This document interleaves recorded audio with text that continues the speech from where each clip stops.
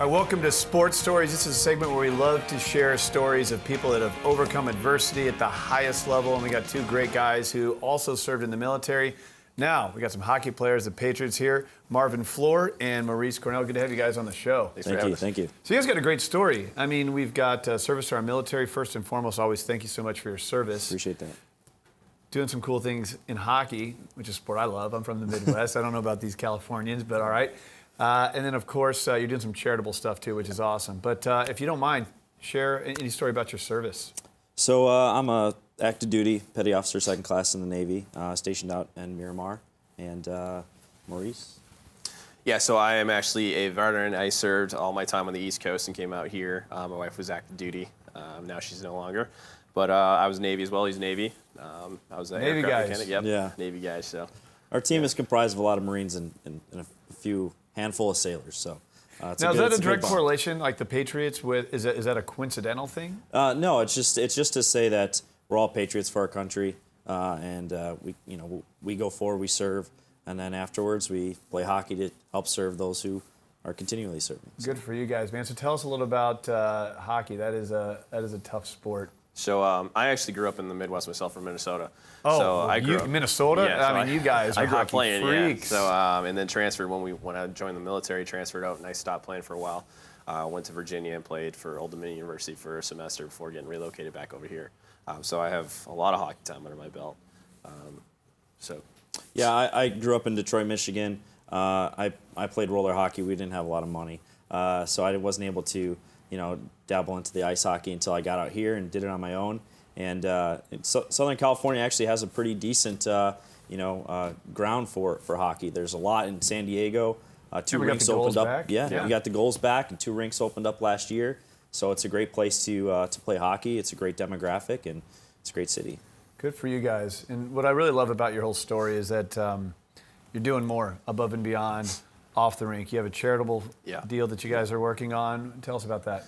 So the sport of hockey is very interesting. It gives you a lot. It actually developed me into the kind of the person I was prior to joining the military. Why do you say that? Well, so it's a different aspect than any other sport that I've ever played. You get a lot of different leadership qualities. Just in training for the sport itself, it creates.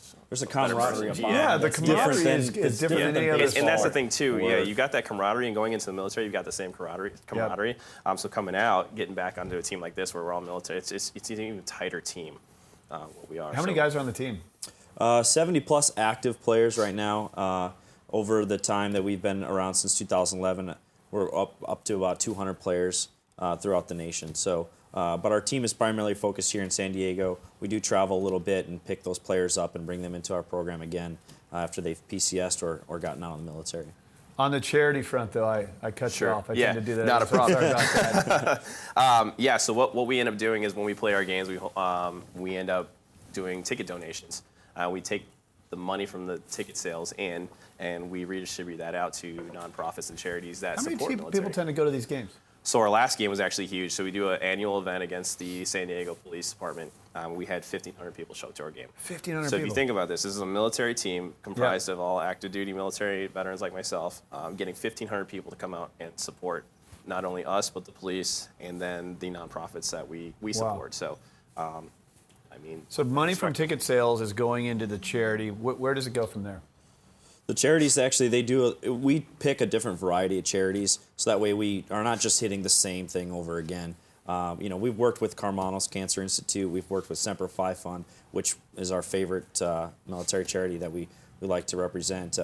And what they do is they take those funds and they spend them on prosthetics, they spend them on home alterations, they spend it on flights for family members if a certain service member has been injured and is at a different hospital, maybe in Bethesda, Maryland, and the family's all the way out here in California. So they'll do flights for them. They've even done things, alterations for one of our players actually saved a Marine in Afghanistan. That guy, he lost his leg, lost his arm.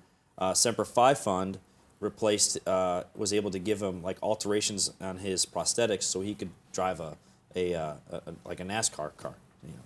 A stock car. So he got into stock car driving, and our team was raising money for Semper Fi Fund, And part of what we had raised had given him the ability to win a few races. What do you think inspires you to do that? Do you think something about serving country and then getting out and wanting to continue that service? I mean, where does the passion come from?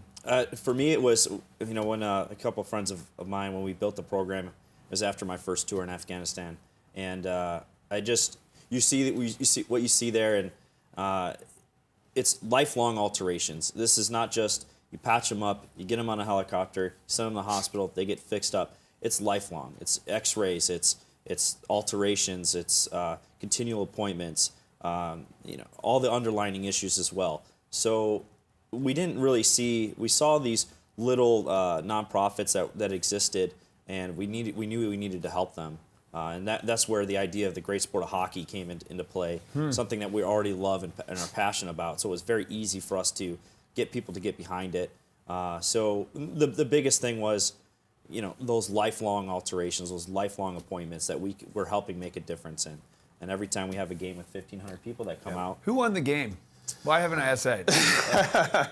Well, unfortunately, we ended up losing the game 7-6. You lost to the police. Yeah, we lost to the police. So I'm sure they didn't talk any smack about it. Yeah, they're gonna love this part of the side. Yeah, when they see yeah, this. I noticed how you didn't bring it up. I had to get Yeah, that we're out not of going to you. mention it. Well, if we won, we'd be like, hey, Yeah, exactly. Do you guys have any games coming up soon or anything like this? Our next game is going to be at the Valley View Casino. We're actually we're having 2 games prior to the Gulls game on December 17th. The nonprofit that we're supporting there is the San Diego Duck Sled Hockey. So that's a bunch of wounded vets that now play sled hockey. So they're still in some way, shape, or form trying to play hockey. And as a matter of fact, got on the ice with them a few weeks back, and those guys are true athletes. Yes. I could not do what they do on a daily basis. How can we help you? Just helping us get our message out. Get people to come out to the games by getting our message out. When was this game? December 17th. Okay, so in about 17th. a month or so. Yep. That's our next big game, and we're selling tickets online.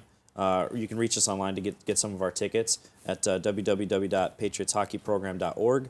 They can contact Maurice or Marv and get hooked up with tickets. It's a perfect combination.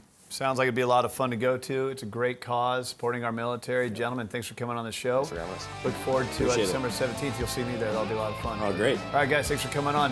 All right, that's all for the show, and I hope you can tune in next